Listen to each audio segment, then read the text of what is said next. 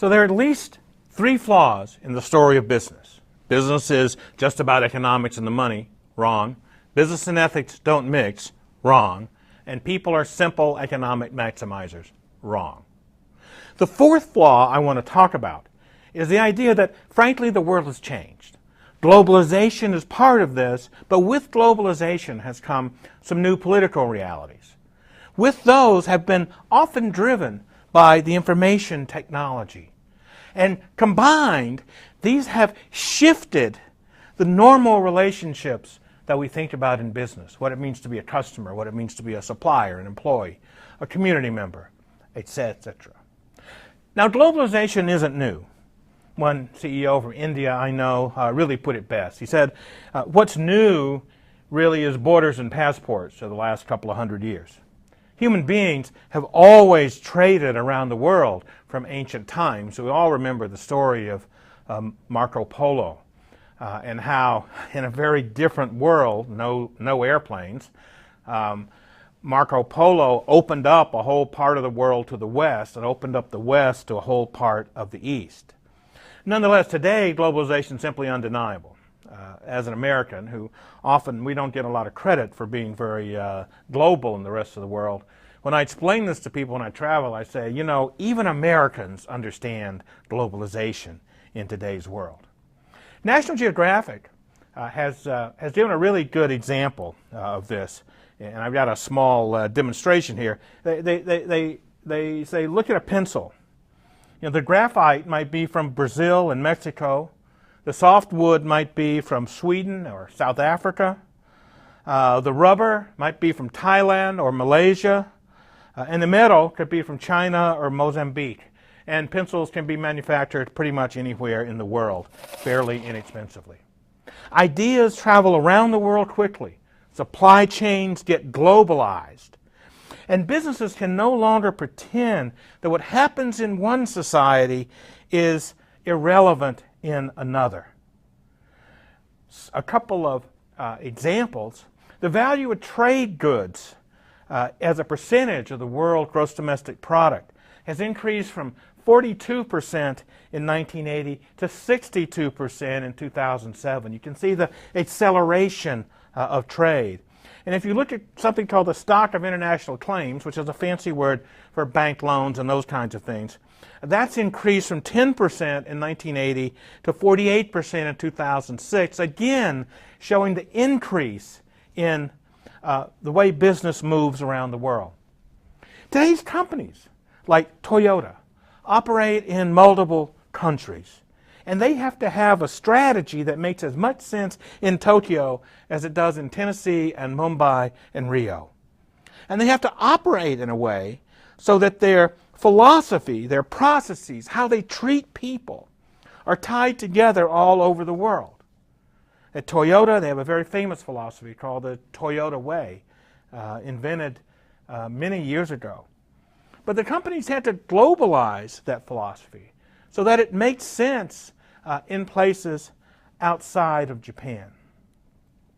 Another good example of globalization is the increase in awareness about state-owned enterprise, a way to think about business in society that's prevalent in China and some other places.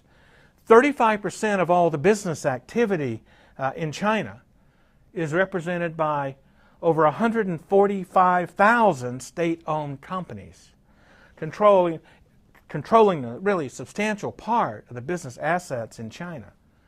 And these state-owned enterprises are connected to important family and government officials at all levels. And simply, you can't understand how to do business in China with the standard story.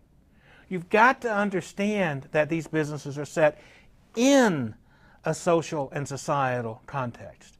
If you don't do that, you won't do very well in China and other parts of the world. So the standard story of business as this purely economic institution, frankly, just won't do. With globalization has come a set of new political realities. We've seen actually a dramatic increase in the number of countries in the world. In 1980, there were 154 members of the UN. By 2011, there are 193 members. The American Central Intelligence Agency says there are 267 world entities. I tell you a personal story. When my son was born, as our first child, and when you have your first child, everything is a learning opportunity for them. And so we bought a shower curtain that was a map of the world. That was 1985. And it's really interesting to look at that shower curtain, which is still there, and look at how many countries have simply changed. The world has changed in terms of its political realities. With the breakup of the Soviet Union, taking down the Iron Curtain, the emergence and liberalization of economies in China and in India and Brazil, growth economies in the so-called BRIC nations, and fast emerging economies in Africa, has meant an added pressure, but an incredible increase in opportunity for every business and opportunities to start new businesses. In 1990, there were roughly 69 democracies in the world. 2010, there were 116. Global companies have to pay attention to how they're regulated in countries with very different systems. What happens in a Bangladesh garment factory is news in Berlin, in Jakarta, and Los Angeles, and it's news almost instantaneously. Now, most of this change has been driven in part by radical advances in information technology. As the pioneer Gordon Moore predicted, computing power is on an exponential path of increase. If a typical worker wanted to purchase a computer with the power of, let's say, an iPad in 1982. Now, some of you, if you're in your 30s, you'll remember 1982. So you want to purchase a computer with the power of an iPad. It would have taken you 360 years of wages to make such a purchase. We are connected to each other, or at least connectable, more so than at any time in history. Think about the changes wrought by things like the Arab Spring, the ability of masses of people to self-organize politically. This new information technology requires a whole new way of thinking about business.